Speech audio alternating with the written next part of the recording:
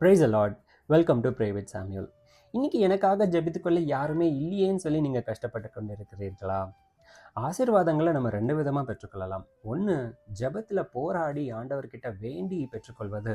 இன்னொன்று, விசுவாசத்தினால பெற்றுக்கொள்வது. இது எப்படின்னு பைபிளில் போடப்பட்டிருக்கிற ஒரு குட்டி இன்சிடென்ட்டை குயிக்காக பார்க்கலாமா? எவ்விரு என்கிற ஒரு ஜெப ஆலய தலைவன் இயேசுனுடைய பாதத்தில் விழுந்து தன்னுடைய மகள் சாக கிடக்கிறாள், நீங்கள் தான் வந்து காப்பாற்றணும்னு வேண்டிக் கொள்கிறாராம். இயேசுவானவரும் அவங்க ஏரியாவுக்கு போய் அவங்களோட மகளை சுகப்படுத்துறதுக்காக போகும் வழியில் திரளான ஜனங்கள் கூடி இருந்து இயேசுவை காண வெயிட் பண்ணிட்டு இருக்காங்க. அதே ஏரியாவில் 12 வருஷமாய் உதிரத்தினால் கஷ்டப்பட்டு கொண்டு இருக்கிற ஒரு ஸ்திரீ தனக்கு உண்டான எல்லாவற்றையும், எல்லா சொத்துகளையும், ட்ரீட்மெண்ட், டாக்டர்ஸ், எல்லா ரிப்போர்ட்ஸ் எல்லாத்தையும் இழந்து அப்பயும் அவங்களுக்கு குணமாகலையாம்.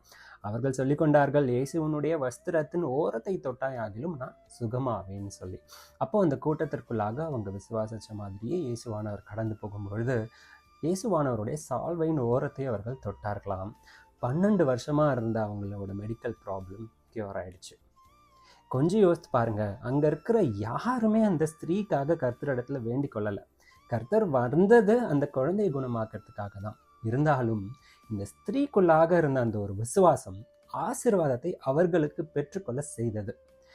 அதே மாதிரி நம்மளுடைய வாழ்க்கையிலும் நீங்கள் இயேசுவை அறியாதவர்களாக இருக்கலாம், இதுக்கு முன்னாடி ஜெபம் பண்ணிடாதவர்களாக இருக்கலாம், கிறிஸ்தவர்களாக இருந்தும் இயேசுவனோடு கூட அந்த ஒரு பர்சனல் ரிலேஷன்ஷிப்பில் இல்லாதவர்களாகவும் இருக்கலாம்.